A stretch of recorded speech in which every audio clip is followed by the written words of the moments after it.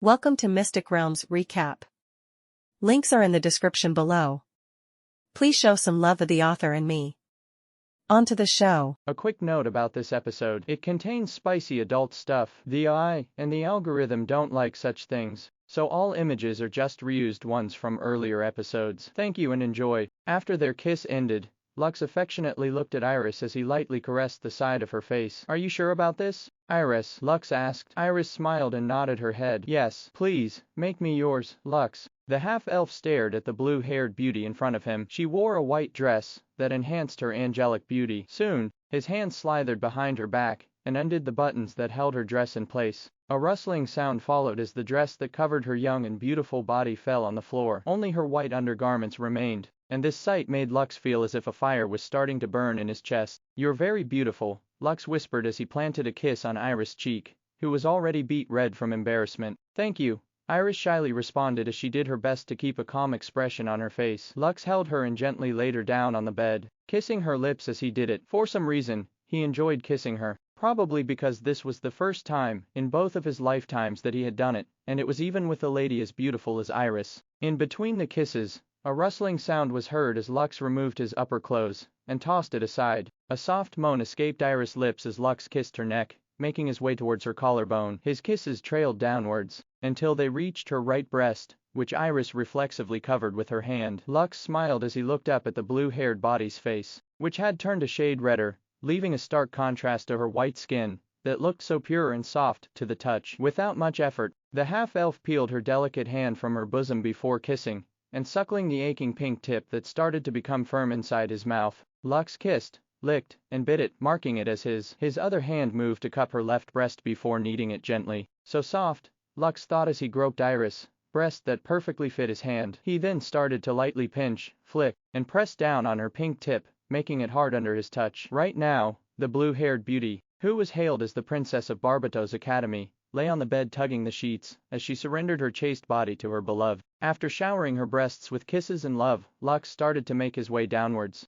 until he came face to face with the white lingerie that covered Iris' secret garden. Feeling a bit mischievous, Lux ran his finger over it, moving up and down, teasing that small crack that would open up to him in a few minutes. Finally, his ministrations started to take effect as he saw a wet stain start to appear on the white undergarment, proving that she was now ready for more loving. Lux finally took it off completely and spread his Beloved's legs to take a better look at it. "Please, don't stare at it that much," Iris said with a voice filled with embarrassment and shame, which did nothing but stroke the inner fire that had started to burn in Lux's chest. The half-elf then lowered his head and kissed it before using his tongue to make her feel good. A minute later, soft gasps of pleasure escaped Iris' lips as Lux did his best to ensure that her first time wouldn't hurt as much as it would. Only when Iris' body shuddered did Lux stop. Clearly, she had experienced her first climax, making her pant for breath afterwards. Looking down at her, Lux was finally unable to hold back and removed his pants, making the blue-haired beauty see the thing that would soon take away her chastity. The half-elf rubbed it at her entrance, making its tip wet. "It's bigger than I thought."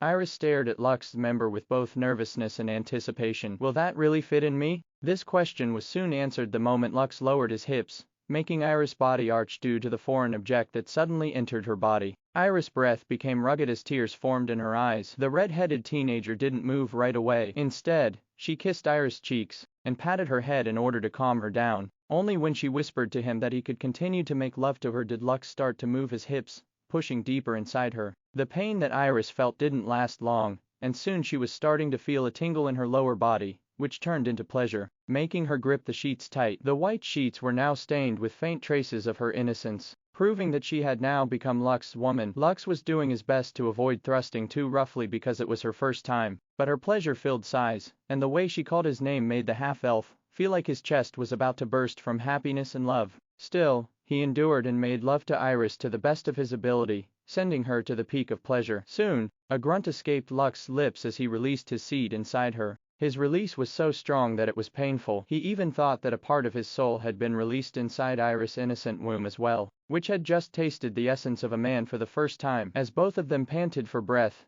the ring on Lux's finger glowed faintly. This ring was called Everlasting, and once it was used, its effect would last for 3 years. In those 3 years, only he would be able to make the lady who made love with him pregnant. After 3 years, the effect of the artifact's ability would expire, Only when he made love with her again would the artifact's ability activate, extending its effects for another 3 years. As Lux and Iris enjoyed the afterglow of their lovemaking, the feelings of love for each other only grew. Soon, the two began kissing once again as they renewed their vows of love with each other. Dawn was still far from sight. Until then, Lux would pour his overflowing feelings inside of her, filling Iris' heart and womb with his love. The sound of water echoed inside the bathroom as Lux washed Iris' body gently after they made love with each other several times. The blue-haired beauty didn't resist Lux's attempts to clean her up, and even enjoyed the care that he was giving her. After doing it twice, he wanted to stop to allow Iris to recover because it was her first time, but the blue-haired beauty told him that she wasn't as delicate as he thought she was. Because of this,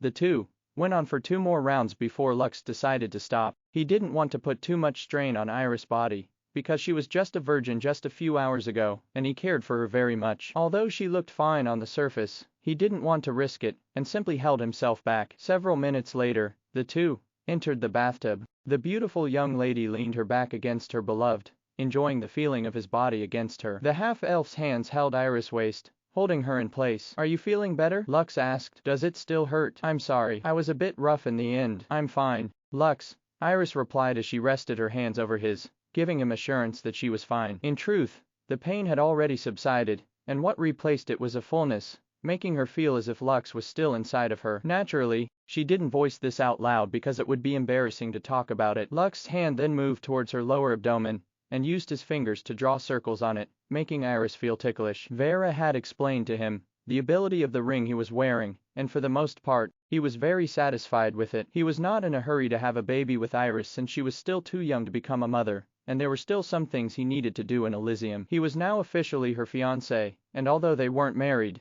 it was already a done deal. The thought of embracing Iris again made little Lux hard again, making him feel as if he had awakened a side of him that he didn't know existed. "Lux, it's starting to get hard again." "I'm sorry." "It's fine," Iris said softly. She could feel his hardness pressing on her back, and since the water in the bathtub wasn't hot, she could feel the heat radiating from Lux's strong member. "Knowing that you are feeling like that because of me makes me happy." As soon as those words escaped Iris' lips, Lux felt as if the string holding back his patience snapped. His hands moved up and lightly groped Iris' breasts, making the latter gasp in surprise. As Lux played with her tender breasts, Lux knew that he was reaching his limit, but he also didn't want to push her past the point of exhaustion. Still, he pulled the plug of the bathtub, draining the water inside it. While the water was draining from the tub, Iris took the initiative to face Lux and kissed his lips. She then held his hard and throbbing member and started to slit it inside of her. She stopped and broke their kiss right as Lux grabbed her hand. "Wait a little longer," he whispered huskily against her lips. Iris nodded, then kissed him again as Lux's hand released hers so both of them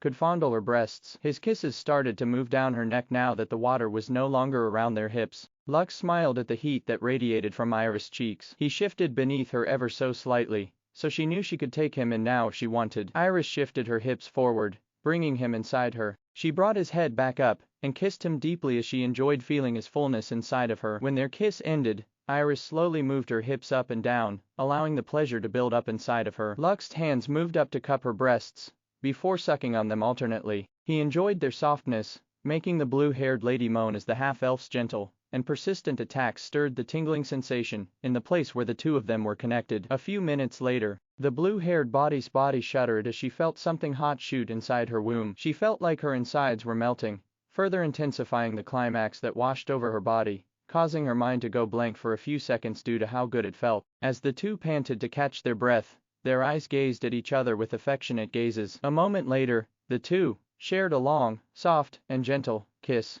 signaling the end to their lovemaking. After that, both of them washed up before sleeping in each other's arms on the bed. The two of them woke up around noon, just in time for lunch, which they shared with Vera. Alexander was nowhere to be found, which made Lux think that his stepfather, now his father-in-law, was purposely avoiding him. Vera looked at her granddaughter, whose smile indicated her happiness, making her feel happy as well. Eiko, who hadn't seen her papa and mama for the entire night, was acting like a spoiled child because she wanted their attention. Because of this, the two teenagers pampered the baby slime by hand feeding her alternately, making Eiko very happy. After lunch ended, Iris took Eiko to stroll around the academy, while Vera took Lux to a place where they could talk privately. "Alex said that you and Iris can get married when she turns 18, Vera said with a smile. "I would like to hold my great-grandchild after that, so you better do your best. Do you understand, Lux?" "Yes, Grandma," Lux replied with a serious look on his face. I will do my best to give you many great-grandchildren. As much as I'd love that,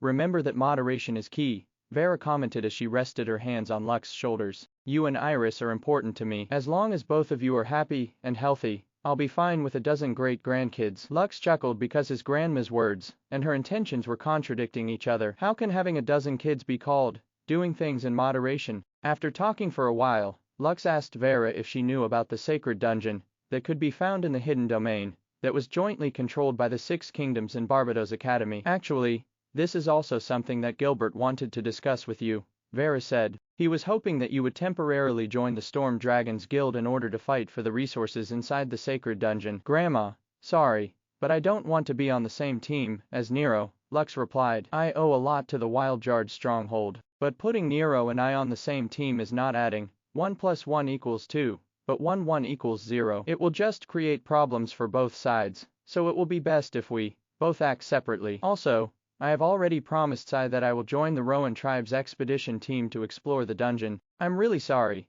but can you tell Sir Gilbert about this? The Rowan tribe. Vera arched an eyebrow. If this is the case, then Gilbert and the others will have no objections. In fact, we are also teaming up with the Rowan tribe to challenge Hell Mode. Are you also going there to get the cure for the purple plague? Lux nodded, which confirmed Vera's suspicion. Good, since both of our objectives are the same, there won't be any problems, Vera commented. I'm not sure if you know, but the Saint's wife is Gilbert's older sister. This is why the Rowan tribe and Wildjard stronghold have a very good relationship with each other. Gilbert has ordered Nero to find the flower which is supposedly the key to curing the purple plague. If we succeed in this expedition, then aside from Kay's grandmother, the entirety of the Six Kingdoms will benefit from this as well. Lux's interest was piqued, so he asked his grandma more questions, allowing him to have a better understanding about the nomadic tribe that could move unhindered across the Six Kingdoms without anyone daring to stop their way. When Iris opened her eyes, she found herself inside a warm and protective embrace. It felt so comfortable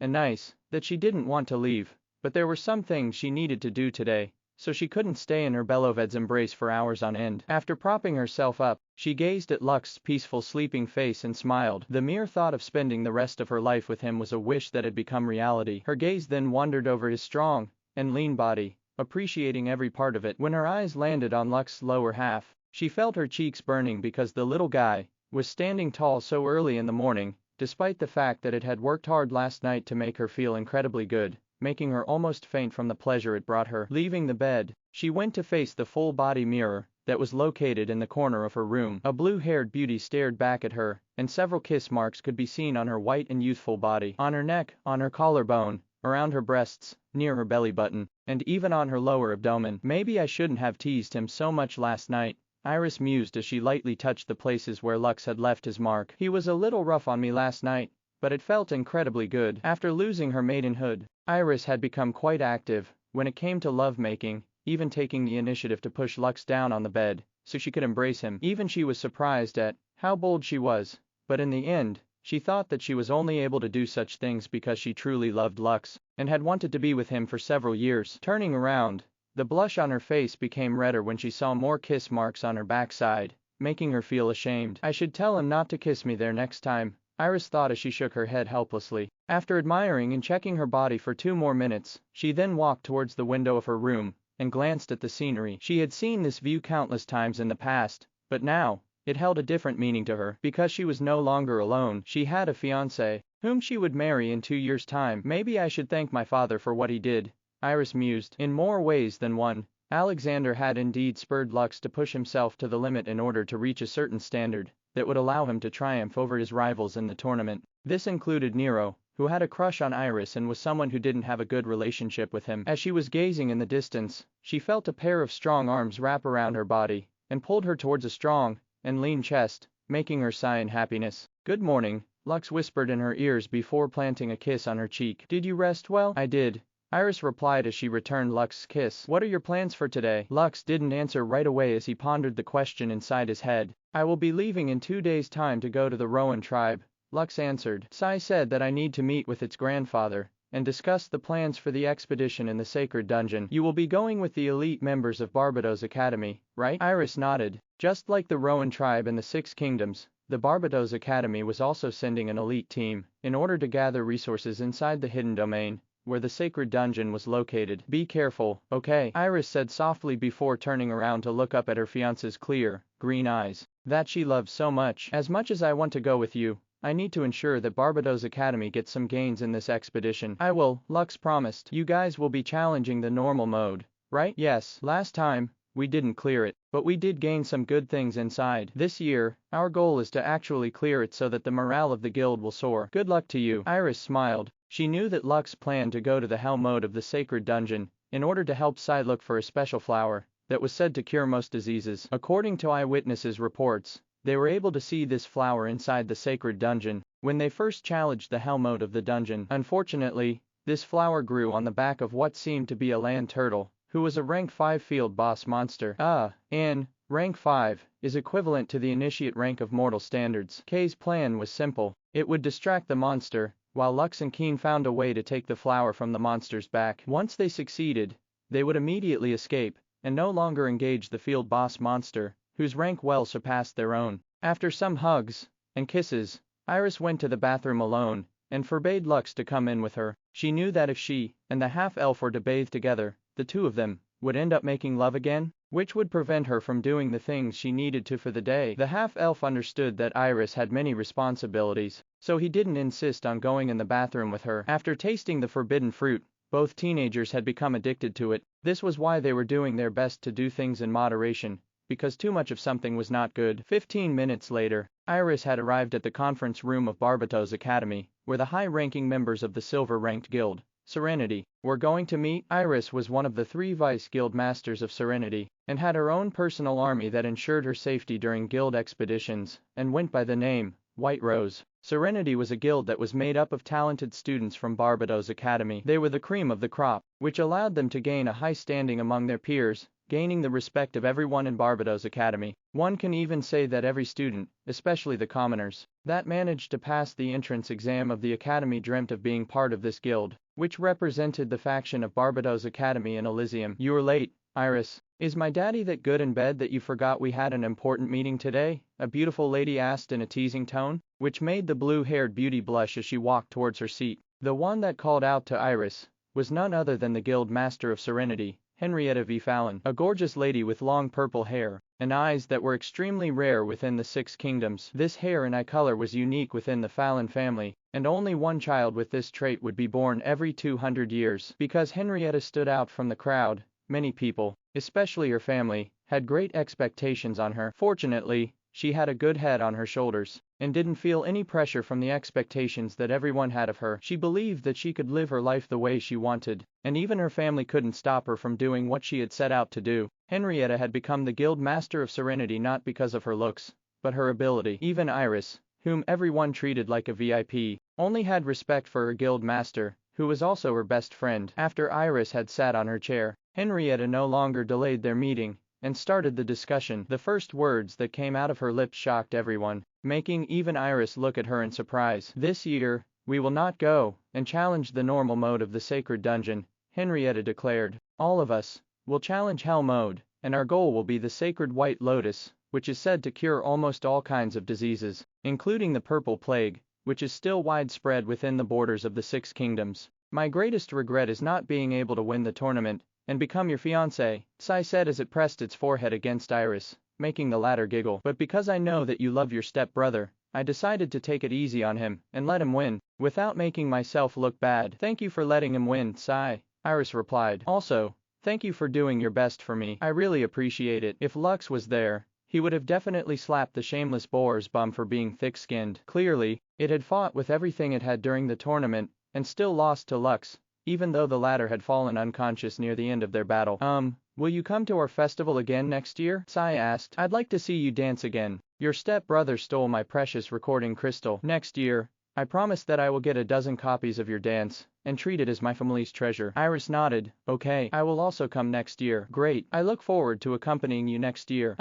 You can also bring my daddy. We won't mind. Thank you. Iris and Sai met in private because the latter wanted to talk to Iris without being interrupted before it returned to the Rowan tribe. It had traveled all the way to Barbados Academy in order to protect its friend's freedom from her own father, who decreed that she would become the fiancée of the champion of the tournament. After chatting for a few minutes, Iris suddenly remembered the letter that Kay's grandpa had sent to her when the board decided to join the tournament. Kay's position in the Rowan tribe was special, so there were several restrictions placed on it, preventing the boar from doing things that it must never do while away from home. By the way, Tsai, did you make sure that no one saw your true form while you were participating in the tournament? Iris asked while playfully rubbing the boar's face. Grandpa Rowan gave you this restriction before you left the tribe, right? Of course. Ha ha ha, Tsai replied after a brief pause. How can I possibly let someone see my true form? Wouldn't I be taking a loss if that happened? I still want to get married. You know, that's good to know. I don't know what Grandpa Rowan would do if someone really saw your real body. I know, right? Tsai laughed along with Iris, but if one was to pay close attention, they would find out that the boar was laughing nervously. It had forgotten to lock the door when its transformation was about to be undone due to its haste, which allowed Lux to see its true form when the half-elf visited its room to look for it. An hour later, Lux, Tsai, and Keen stood at the gates of Barbados Academy. Aiko was perched on top of her papa's head just like always. In fact, the slime was very excited to set off on a new adventure with Lux. Ever since the tournament ended, the baby slime was raring to return to Elysium in order to train and gather more beast cores so that it could become stronger. The tournament only pushed Aiko's desire to become stronger so she could beat her rival, the unicorn Astra, in their next rematch. Make sure to help your papa at all times, okay, Ma? Always eat on time, okay, Ma? Tell me all the names of the ladies who try to flirt with your papa, okay? Aiko nodded her head, while perched on top of Lux's head, making the half-elf give Iris a bitter smile. The blue-haired beauty then smiled mischievously before planting a kiss on Lux's lips, in front of everyone, who were also gathered in the gate of the academy, making the boys look at Lux in envy and jealousy. Be careful and don't push yourself too hard, Iris said as she cupped the half-elf's face. Just come back to me, safely. I will, Lux answered before kissing Iris' lips in front of everyone. When their kiss ended, Tsai lightly snorted, and gave the two a disapproving look, voicing Evrion's thoughts. You two should just get a room, Tsai stated. What are you two, exhibitionists? Are we a joke to you? Lux and Iris gave the boar a sidelong glance before grinning at each other. Iris had kissed the red-headed teenager to let everyone know that she now belonged to him, making those who still had thoughts about her stop completely. Lux, on the other hand, understood what she was doing, so he decided to play along and kiss her as well in front of everyone, to show them that the blue-haired beauty now belonged to him, so they should look for other fishes in the sea. After sharing one more kiss that made Tsai almost vomit sugar, the trio finally left the academy, leaving Iris and Vera behind. Lux's grandma had talked to Lux in private, at the same time that Tsai was talking to Iris. They both said their farewells to each other, and Vera told him that she would return to the Wildjard stronghold and wait for his return. Right now, Barbados Academy, the Rowan tribe, the Six Kingdoms, as well as other prominent families were all gearing up to challenge the hidden domain that only opened once a year. Let's go, Tsai declared as it faced the west to the Rowan tribe. As if waiting for that moment, a giant manta ray descended from the sky. It was the mount that Tsai had used to travel to Barbados Academy, and it would be the same beast that would carry it back to where the Rowan tribe was currently settled, which was near the outskirts of the hidden domain that would be opening in a few days. Lux and Keen followed behind Tsai as the boar mounted the flying manta ray, which was a beast that the two of them were seeing for the first time. The half-elf had only heard stories of the nomadic Rowan tribe from his grandmother, and most of her stories told him how hospitable this tribe was even when interacting with strangers. However, Vera warned Lux about one thing and one thing only. Rowan is known to spoil his only granddaughter very much, Vera said to him before they parted ways. As long as you do not disrespect her, you will be able to leave the tribe in one piece. Vera had said these words in a teasing manner, so Lux didn't know if his grandma was only joking when she gave him this warning. Even so, he decided to not take chances and make sure to be on his best behavior during his visit. That way, he would get a better understanding of what kind of person the chief of the Rowan tribe was, and find a way to form a good relationship with him, so he would gain a backer that had the strength of a saint. As the giant manta ray flew towards the west, the corner of Iris' lips curled up with a smile. I wonder what Lux will think when he finds out that I am also challenging the hell mode of the sacred dungeon, Iris mused. Although she didn't look like it, she was a very competitive individual. She believed that this time around, Serenity would be able to get the sacred lotus flower back from the dungeon and help the people that were inflicted with the purple plague, which had left many people, including Kay's grandmother, encased in a block of ice, waiting for the day that the cure for it would finally be found. The giant manta ray steadily flew across the sky as it continued its flight path toward the west. During the journey, Lux asked Sai questions about the Rowan tribe, to which the boar more than happily answered. Clearly, Sai loved its tribe so much that whenever it talked about it, one could feel the pride in its voice. "We don't like conflicts, but we are not afraid of it," Sai said with a serious expression on its face. "We are the only tribe within the 6 kingdoms that travels from place to place. Where we went depended on the season and the mood of my grandfather. Because of this, most of the men and women in our tribe are battle-hardened warriors. We also carry a portable gateway that leads us to Elysium, so it doesn't matter where we go. This is one of the reasons why we do not feel the need to travel to the other kingdoms in order to borrow their gates, and can remain with the tribe for most of our lives. Granted, there are those who leave for various reasons, but we don't hold them back. The only oath they had to take was that, when they leave the tribe, they would make a solemn oath not to do anything to harm its interests, wherever they may go. After that, they can leave with our tribe's blessing." Lux and Keen simply listened as the boar spoke about the pros and cons of traveling from place to place. Naturally, the pros are you would be able to see many different sceneries, meet new people, and explore new places. There were of course cons as well. The most common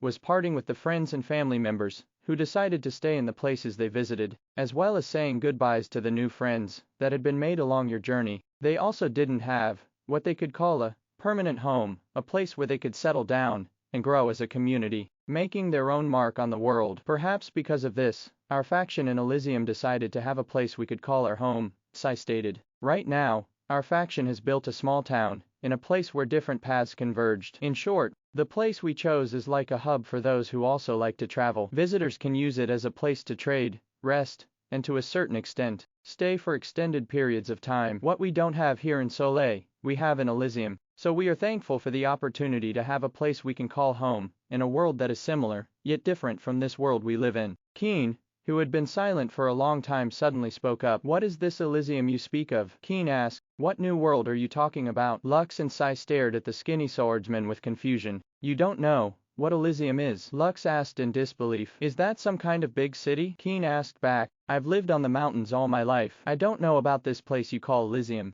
Lux and Sai exchanged glances because they could tell that Keen wasn't lying. The mysterious swordsman had really not gone to Elysium, so the two of them were at a loss about how to explain it to him. Just what kind of rock have you been hiding under all this time?" Sai inquired. "You said you have a master, right? Why didn't he tell you about Elysium?" Keen frowned as he remembered his no-good master, who only drank rice wine and ate barbecue all day and night. However, even if his master was like that, he was still the person that saved their village when it was attacked by bandits, when Keen was only 8 years old. Unfortunately, Keen's parents died protecting him, and he became an orphan. Because of this, his master decided to raise him as his disciple, and the two of them had lived in the mountains while Keen studied the Grand Void sword style. Maybe this is why my master said that I should travel the world and find my own version of peace, Keen thought. Does he perhaps think that I am now qualified to enter this world called Elysium? Lux on the other hand looked at Keen with admiration. Based on strength alone, he could tell that Keen had already reached the rank of a great apostle, without even going to Elysium. This meant that, whoever his master was, had taken great care of him and didn't allow him to get left behind by his peers in terms of strength. Basically, Elysium is very much like Solais, but there are differences as well, Lux said as he tried to explain things about Elysium to the skinny swordsman. Sai would also comment from time to time in order to fill the gaps that Lux left about Elysium, allowing Keen to have a better understanding of the world that he was about to go to alongside Lux and Keen. "For now, I think it will be best if you join the faction of the Rowan tribe," Lux advised. "They are a neutral faction, and you will be able to let you gain a better understanding of how the world of Elysium works. Also, experience is the best teacher. As long as you are able to visit it a couple of times, you will eventually adapt to your new environment." Keen nodded his head in understanding. He felt very curious about this new world that Lux and Sai were talking about. Something inside him was telling him that the version of peace he was looking for might be found in Elysium. "We're here," Sai informed as it looked in the distance with a smile. "We have arrived in the current settlement of the Rowan tribe." Lux and Keen followed Kay's gaze, and saw many fluttering banners that bore the insignia of the Rowan tribe. The half-elf was surprised to see that the emblem of the Rowan tribe was a black boar with red eyes that would make anyone who had seen it feel intimidated.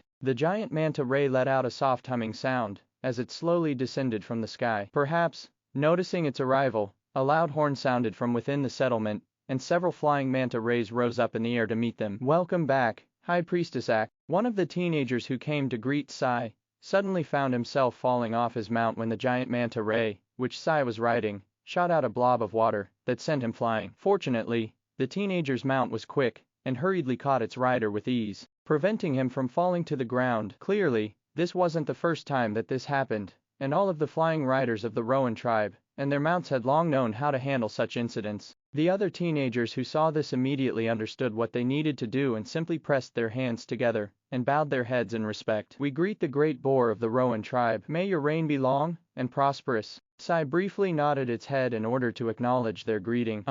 Did anything of interest happen while I was away?" Sai asked. The emissaries from the elven kingdom of Elswith came. They had a discussion with the great chief, but no one knew the details of their conversation. A handsome teenager who was riding a golden manta ray spoke, and the others parted to make way for his arrival. His body was covered with tattoos, and his strong and overbearing presence made anyone who saw him feel as if they were facing a strong adversary. "I greet the great boar of the Rowan tribe. May your reign be long and prosperous." The teenager bowed respectfully towards Sai, and the latter briefly nodded its head to acknowledge his greeting. Lux recognized who the teenager was and finally connected the dots. During the tournament, when Sai was about to face one of the 5 overlords, his opponent conceded before the fighting even began. "I see, so you are from the Rowan tribe," Lux commented. "Yes."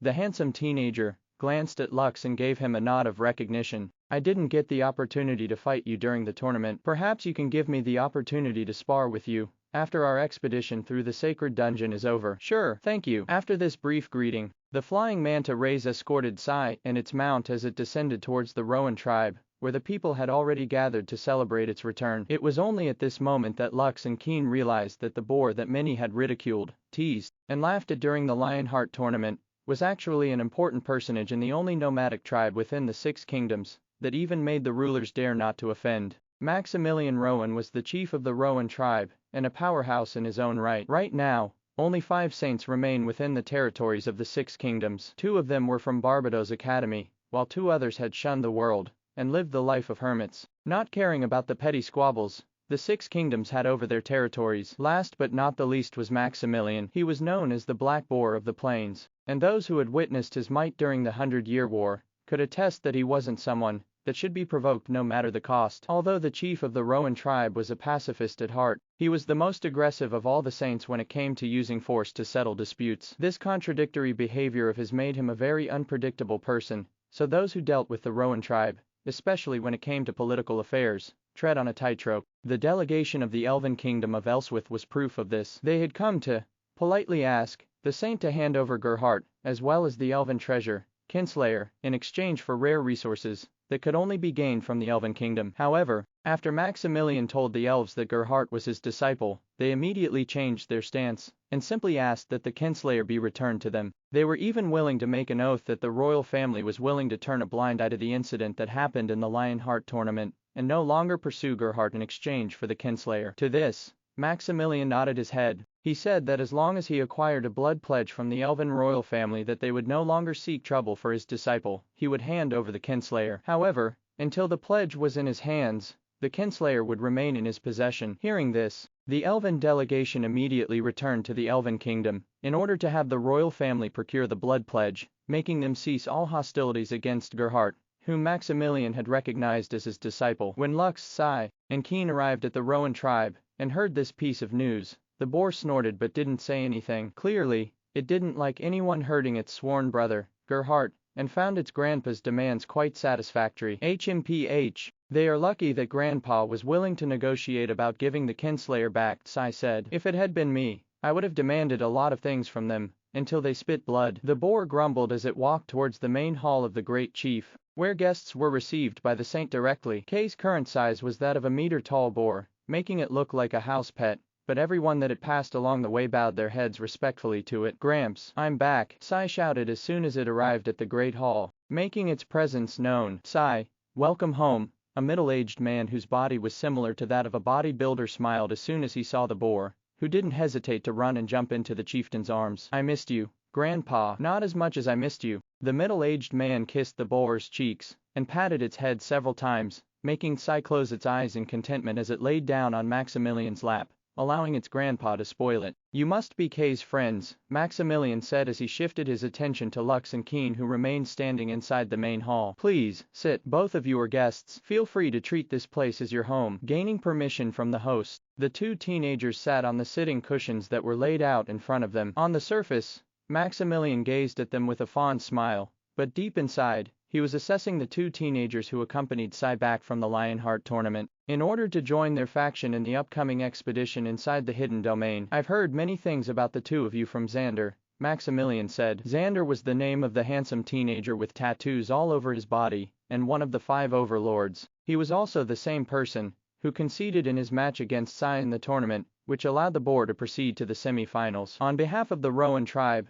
let me thank you for coming, Maximilian added and gave the two boys a brief nod. If this expedition succeeds, I will owe both of you a favor. If it doesn't succeed, I will still give both of you proper compensation for joining our faction for the duration of the exploration of the sacred dungeon. All I ask is that you do everything in your power to find the sacred white lotus that can help save my wife, as well as those who had been inflicted by the purple plague for the past few decades. Can I expect that the two of you will do your best, regardless of the results of this mission? Lux and Keen both nodded their heads at the same time. Since they were already here, they would do their utmost to make this mission a success. You did well, Sai, Maximilian stated. Both of these boys are good seedlings. But of course, Sai replied. I made sure to only pick the best. Those 4 kings and the other overlords, except Xander, are all no good. They're not worth soliciting. Maximilian laughed as he patted Kay's head, who had a smug expression on its face. Well then, why don't you take Keen to the temporary lodging that we prepared for him during his stay? Maximilian asked. I want to discuss something with the champion of the tournament in private. Okay, Sai replied. Little sortie, follow me. I'll show you to your room. Sai obeyed its grandpa and didn't even bother to stay and listen to the conversation between Maximilian and Lux. Since its grandpa didn't want it to hear their discussion, it meant that it wasn't meant for its ears, so the boar didn't insist on staying. Lux could tell the trust between Maximilian and Sai was complete, and it reminded him of the trust he had with his grandma, even though there were times when Lux was curious about what his grandma was discussing with other people in private. He never asked her questions about them, and simply waited for Vera to open up. If she didn't say anything, it meant that the matter didn't concern Lux, so there was no need to talk about it. A few minutes after Sai and Keen left the main hall, Maximilian waved his hand, creating a soundproof dome around him and Lux. Clearly, the middle-aged man wanted to make sure that their discussion wouldn't reach anyone else's ears, which made Lux very curious about what Maximilian would say to him. Should I call you Lux or my daddy? Maximilian asked with a smile. Just Lux, Your Excellency, Lux replied. My daddy is just an alias I used during the tournament, but your alias is more popular than your real name. It seems that almost everyone will be calling you my daddy from now on. Lux only hung his head in resignation, making Kay's grandpa laugh again. Clearly, he found the half-elf's dilemma quite amusing, so he felt the urge to tease the red-headed teenager and make him feel comfortable before he breached the real issue of why he asked him to stay. 5 minutes later, the smile disappeared on Maximilian's face and was replaced by a solemn one. Tell me, Lux, Maximilian said as he gazed steadily at the half-elf in front of him. You saw my granddaughter's real form, right? You saw my granddaughter's real form, right? A pin-drop silence descended inside the room after Maximilian asked his question. Lux's first thought was to deny it, but he knew that lying to a saint was very risky. In the end, he decided to come clean and tell Maximilian everything that happened. I should have knocked when I went to Kay's room, Lux started. I saw her real form by accident. Good, Maximilian commented. If you lied just now, I would have slapped you silly, but since you admitted your wrongdoing, and it was truly an accident, I will forgive you. A playful smile appeared on Maximilian's face, as he eyed Lux with satisfaction. You see, my granddaughter has disliked wearing clothes since she was little, Maximilian explained. When she was still very young, it was fine, but as she grew older, we knew that things needed to be done in order to protect her reputation. The blood of the Rowan family flows in her veins. Because of this, she was able to learn the art of therianthropy fairly easily, but she can only shapeshift to become a boar. Perhaps it was due to her admiration of me since she was young, so she wanted to become like me as well. Lux nodded in understanding. When Maximilian got angry, he would transform into a hellish, giant, black boar, whose capacity for destruction was second to none. Sai had grown up hearing her grandfather's bragging, and because of it, she had unknowingly imprinted to her inner core that becoming a boar would make her just as amazing as her grandpa. Since she didn't like to wear clothes, she would just transform into a boar. Although her way of thinking was unconventional, it still gave her family a sense of relief, knowing that Sai wouldn't be walking around naked all the time, letting everyone see her youthful beauty. The only problem was that, at least once every 3 days, she would return to her original form for half an hour to an hour. During this time, Sai would lock herself inside her room, preventing anyone except her family from seeing her. Maximilian had also placed a spell on her body, which would allow him to know if anyone saw her true form and who that person was. In the saint's eyes, all those who had laid their eyes on his granddaughter would have a reddish aura that surrounded their bodies, allowing the saint to know who they were. I promise that I will not divulge this secret to anyone, Lux said with seriousness. Well, I will believe you for now, Maximilian replied. Sai and Iris are very close friends, and your grandma and I are close friends as well. You might not remember it, but Vera brought you to me when you were only 2 years old. Grandma did. Yes, she wanted me to take a look at your body in order to find the reason behind your abnormal disease that causes you to faint. That is when I discovered that your soul was damaged. However, looking at you now, it seems like you have fully recovered. You even won the tournament and proved that you're the strongest member of the young generation. You really surprised me. Maximilian laughed heartily because he was truly surprised when he found out that the sickly boy, that he thought would remain crippled for life, had suddenly bounced back, and even won the tournament where the strongest youngsters, from all over the 6 kingdoms, gathered to prove their worth. A moment later, Maximilian's gaze landed on the 3 rings on Lux's hands, which made him arch his eyebrow in surprise. So Tsai gave you the ring I made for her, Maximilian commented. Does Iris have the pair to this ring? Yes, Lux answered. I'm sorry. Sai gave them to me in the spur of the moment. I can return them if you want. Ha ha ha. No need. Just treat it as a congratulatory gift to your engagement with Iris. All I ask is that you treasure them, because I made them with great care. If you get married in the future, feel free to look for me. I will personally craft your bride's wedding rings. Thank you very much. You sure or something? You didn't flinch when I said brides, and not bride, Maximilian commented. So, do you plan on having more than one wife? Is Iris fine with that? I am not actually looking for more wives, Lux replied. But Iris said that she is fine with me having more wives. All I need to do is tell her, so that she can meet them, and see if they are worthy of me or not. What an understanding young lady. Maybe I should let Sai be your second wife. Ha ha ha. Lux laughed because he thought that Maximilian was just joking. The saint also laughed, making it look like he was just teasing Lux as well. However, only Maximilian knew the truth of whether he was just joking or not. Half an hour later, Lux was escorted to his room by one of the servants working for the chief of their tribe. When Lux arrived at the Rowan tribe, he was kind of expecting to see all of them living in tents, just like the other tribes near the borders of the 6 kingdoms. However, what he saw were large huts made from animal bones and skins that could easily fit a family of 8. The servant that was escorting him explained that all of the houses of the Rowan tribe were artifacts made by the great chief himself. Whenever they traveled, the houses would turn into fist-sized balls, made from animal bone, that they could pack in their belongings, making them very easy to carry. They would then ride their mounted beasts and migrate to a different location, while keeping their houses with them at all times. Lux was quite interested in this portable home, and he decided to ask the saint to give him one as a reward after their expedition in the sacred dungeon. Elysium was a very big world, and there would be times that he would need to camp out in the open as he traversed the lands, going from one place to the other. Having a portable house would easily solve his problem,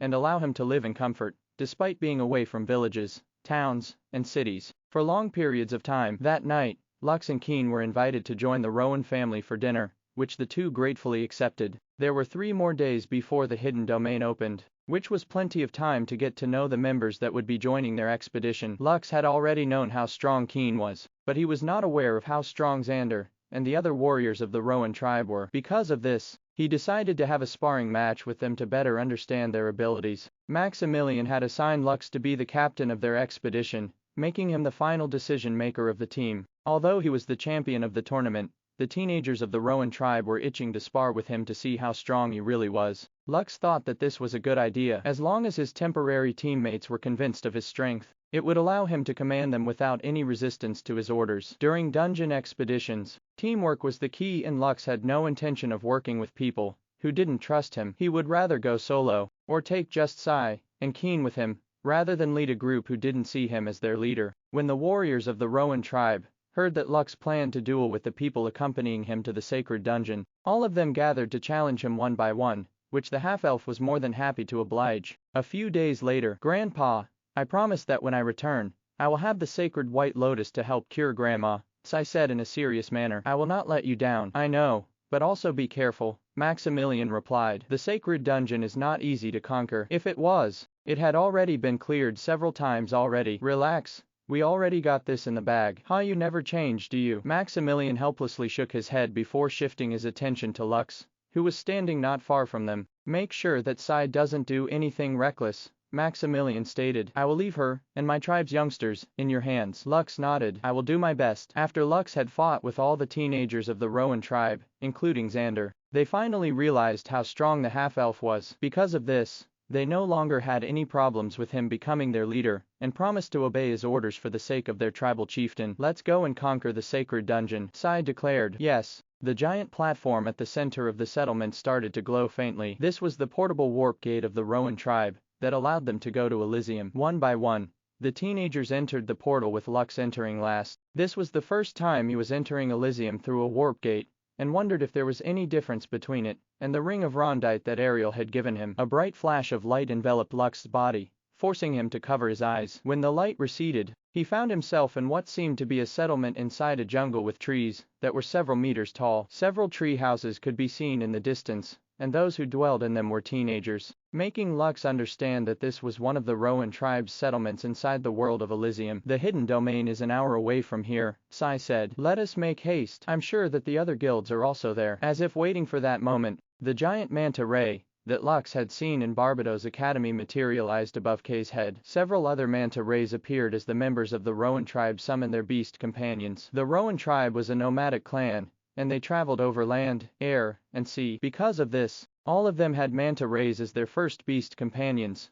allowing them to travel wherever they needed to go. Lux and Keen mounted Kay's manta ray because they didn't have a flying mount of their own. Keen, who was learning things about the world, wondered if he could also have a beast companion similar to Kay's manta ray, and Lux's baby slime, Eiko. Of course you can have a beast companion of your own, Sai replied as she lightly nudged her manta ray to take off towards the direction of the hidden domain. After this expedition is over, I can help you look for one if you like. The manta rays are our tribe's exclusive mounts, so if you want one, I can ask Grandpa to give you one as a reward for helping me in this expedition. Keen's interest was piqued after hearing Kay's words. For him, having a flying transport was great because it would allow him to go anywhere he wanted, preferably somewhere far away from the chatty boar, who was making the piece he was looking for in life slip away from his fingertips. As for Lux, he already had Jed. After taking in the blood of the mutated Thunder Wolf King, it had evolved into a rank 4 Thunder Ward King, which also allowed it to use lightning steps, allowing it fast movements on the ground,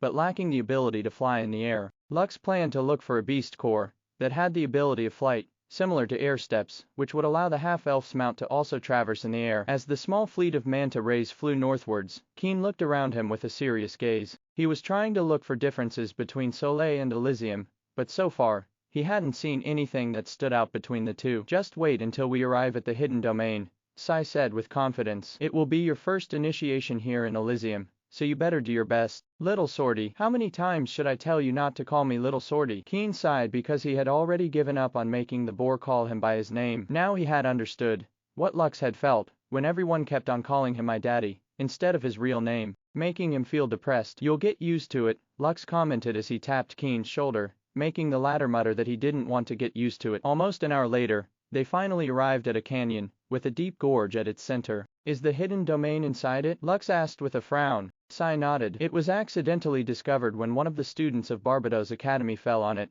and discovered the existence of the hidden domain. Knowing that the Academy didn't have the manpower to gather as many resources from the domain, Sir Alexander decided to share the news to the 6 kingdoms and the Rowan tribe. In return, the Academy will get 10% of any resources that the other factions gain whenever they enter the hidden domain. The kings and my grandfather signed the agreement, and since then, the 6 kingdoms, Barbados Academy, and the Rowan tribe have ensured that the hidden domain would remain hidden from the other factions in Elysium. Also, this place is a neutral area, and no adjacent kingdoms can own it. No adjacent kingdoms can own it. Lux tilted his head in confusion. What do you mean?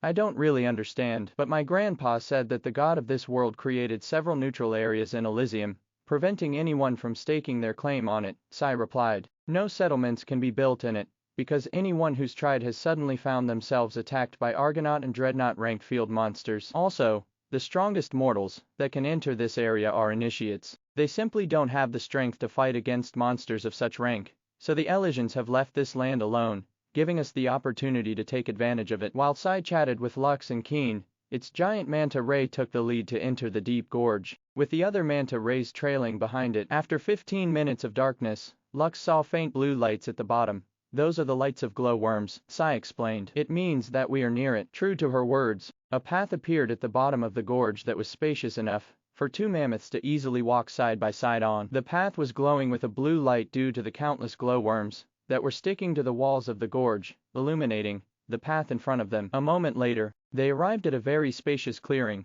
that was the size of 3 football fields merged together. At the far end of this spacious clearing was a giant silver gate that was shut tight. Waiting outside of it were hundreds of teenagers who belonged to the 6 Kingdoms and Barbados Academy. As soon as Kay's giant manta ray landed, countless eyes glanced in their direction. Lux, Sai, and Keen were members of the Elite Four that had survived the Lionheart tournament. Everyone present on the scene instantly recognized them. However, no one dared to approach them, with the exception of one person. "You're finally here, Lux," Iris said as she walked towards the giant manta ray with a smile. "I'm here, Iris," Lux replied as he jumped off the manta ray and opened his arms wide so he could embrace his fiancée in his arms. However, just as the two were about to hug each other, they found themselves hugging the body of a boar, who stepped between the two of them at the last second. Can the two of you not show your PDA here?" Sai asked as she pushed Lux away with her snout, before nuzzling Iris, making the latter giggle. "Have some delicacy? We didn't come here to watch the two of you make out. You can do it when the two of you are alone,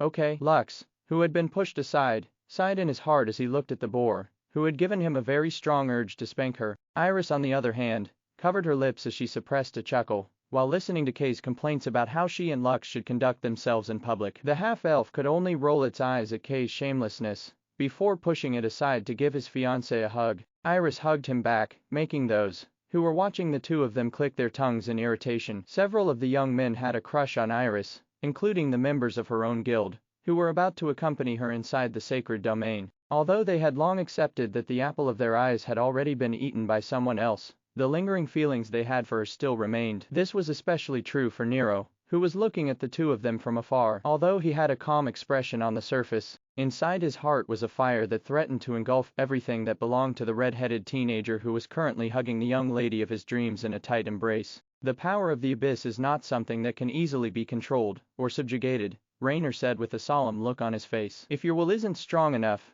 it will take over your senses, and its seed will bury itself in your heart, giving birth to a monster with a human face. Nero, no matter what happens, you must strengthen your will, and not allow the power of the abyss to take root in your heart. Many have already fallen victim to its whispers filled with temptation and promise of power. Do not let yourself be one of them. Do not let the power of the abyss control you. You must always be the one in control.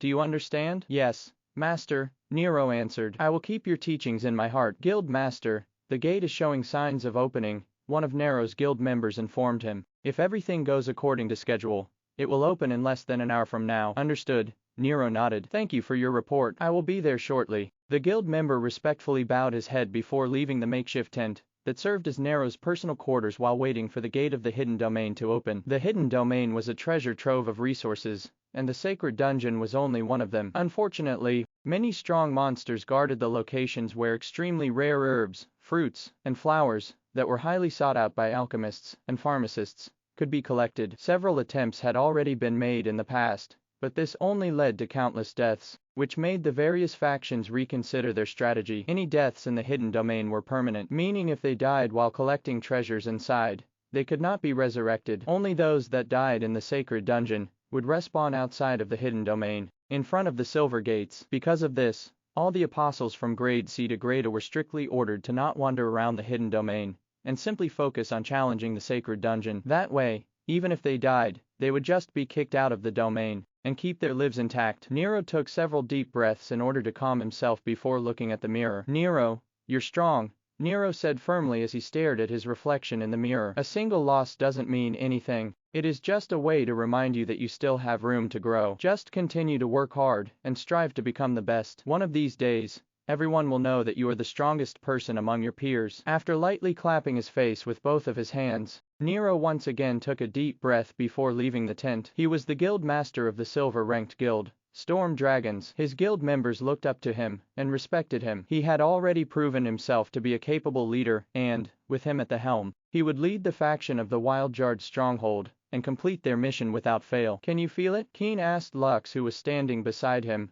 with his arms crossed over his chest. Yes, Lux replied. The gate is about to open. Keen shook his head. I am not talking about the gate. I am talking about the people gathered here. Do you feel it? Lux scanned his surroundings and looked up at the people around him. As his gaze landed on Iris, the blue-haired beauty waved at him with a smile. She was currently with her guild, Serenity, and the purple-haired beauty that was standing beside her gave Lux a challenging gaze, as if she wanted to challenge him to a duel. Lux ignored her and glanced at the other teenagers that had gathered to explore the hidden domain together. The 4 kings and the 5 overlords were present, each leading their own guilds. The presences they were radiating were very different from the ones they had during the Lionheart tournament, which made Lux wonder if all of them had increased in rank during the time he hadn't seen them. Now, do you feel it? Keen's inquiry broke Lux out of his daze, making the half-elf nod his head. There is this kind of tension that is hard to explain. Lux frowned because he finally understood what Keen was talking about. It's like everyone here is heading to war, making the air around us heavy. Keen nodded because his senses were extremely sharp. When the silver gate had shown signs that it was about to open,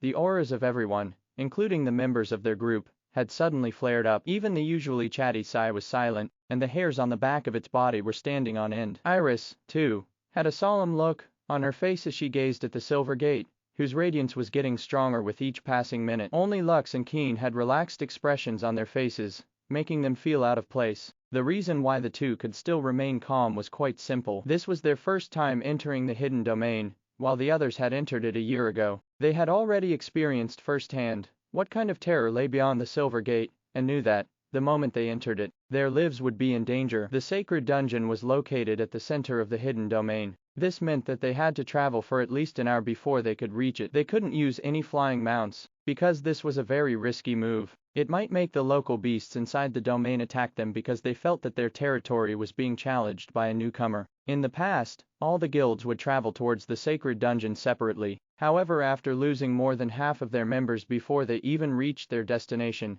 the decision-makers of Barbados Academy, the 6 kingdoms, and the Rowan tribe decided that all factions must work together to reach the sacred dungeon. With such a large force that was made up of hundreds of apostles, even daimos and Argonaut-ranked monsters needed to think twice before they engaged them in battle. The hidden domain was a place where the survival of the fittest was always in effect. The beasts here were very intelligent. They would not hesitate to kill the other local beasts to eat their meat in beast cores once an opportunity presented itself. This was why no beast would take the initiative to attack a large group of apostles, in fear that another one would attack its back the moment it received a serious injury from the foreigners that entered their domain. Suddenly, a creaking sound was heard as the silver gate, that had been shut tight earlier, opened wide, showing a purple portal at its center. Storm Dragon, follow me, Nero ordered. Serenity, by my side, Henrietta shouted. Saber Kings, lead the charge. Ackley, the barbarian whom Lux had fought in the tournament, roared. Silent Forest, keep your eyes open.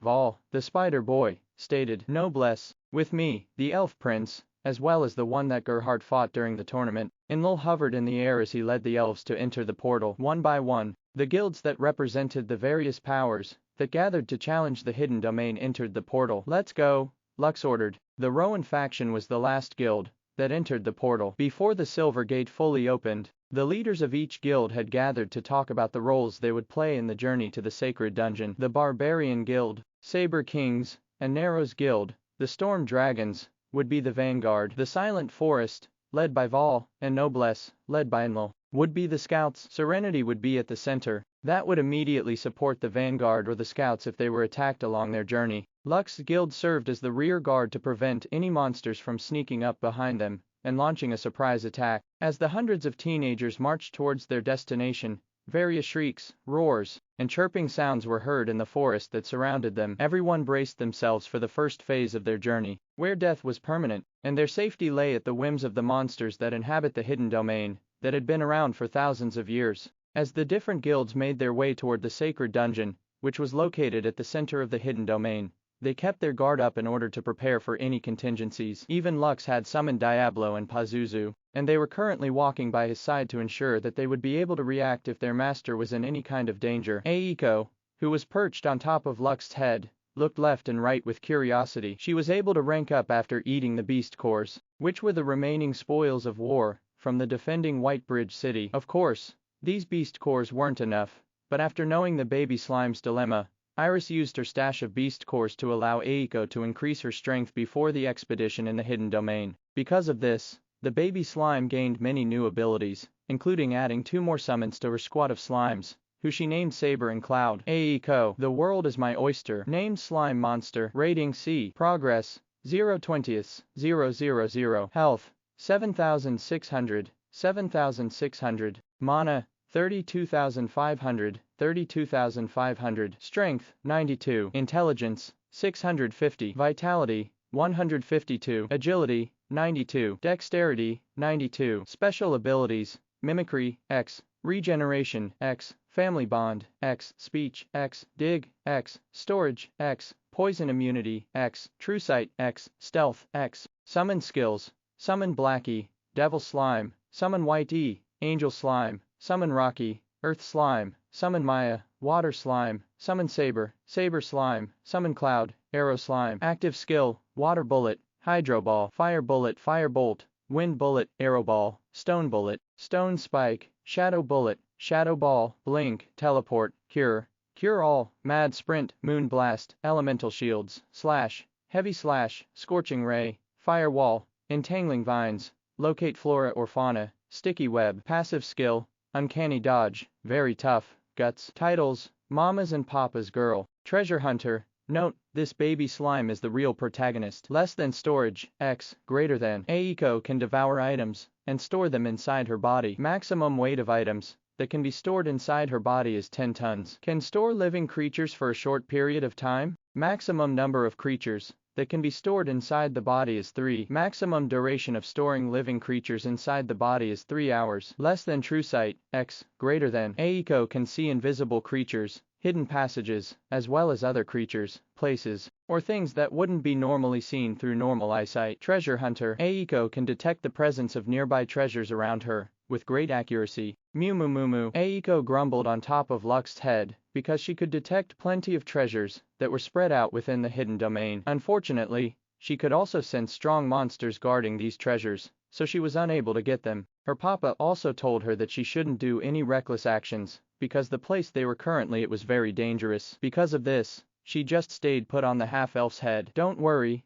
Eiko, Lux said through telepathy. When we get stronger, we can always return here using the special teleport scrolls I acquired long ago. After Lux completed the quest Birth of an Abomination, he was given several rewards, and among them was the option to choose one among 4 special rewards that was given to him as a bonus. These 4 choices were the Hell Horse, Golden Token of Gwillivan, a Monster Egg, and 4 teleport scrolls that allowed him to directly teleport to any places he had visited, regardless of restrictions that were set in place. Meaning, since he had already entered the hidden domain, he could come back to it at any given time in the future. This would allow him to explore and gather resources inside it, even if it remained close to the outside world. For Lux, this was one of the reasons why he accepted Kay's invitation to join her faction in coming inside the hidden domain. Suddenly, several buzzing sounds were heard around them, and the trees in the forest started to shake. Lux had encountered a similar scenario back in the Figaro Gardens, and he immediately summoned Ishtar, as well as a dozen skeleton Grand Archers to intercept the approaching threat that was coming their way. Mosquitoes, Enlil shouted as he hovered above Evrion's heads, and spread his arms to create powerful gusts of winds that blew outwards to prevent the thousands of mosquitoes that were flying in their direction to advance. These were not regular mosquitoes but rank 3 mosquitoes that were called Ruthless Venom mosquitoes. Just like their name suggests, their bites could inject poison to their targets, paralyzing their entire bodies, which would allow the mosquitoes to suck on their bloods, while their victims watch helplessly as they turn into dried-up husks, deprived of blood. Vol immediately transformed into an alpha-ranked elegant golden jumping spider, and spat webs around them to create a death trap to the mosquitoes that had managed to evade Enlil's attacks. Although a single mosquito was not a threat to them, a swarm of mosquitoes that numbered in the thousands was not something they could easily fend off. Among these mosquito swarms were hundreds of rank 4 mosquitoes, which were called horned harlequin mosquitoes. But that was not all. At the swarm's very core was a rank 5 field monster, which was notorious for destroying entire villages and towns, while commanding its massive mosquito army. Its name was the Diabolical Doom Mosquito, whose body was covered in red and black stripes, making it look incredibly deadly. Lux had the 4-meter-tall flying mosquito in the distance as he used his Elysium compendium to check its information. Diabolical Doom Mosquito, Terror Mosquito, rank 5 field boss monster, health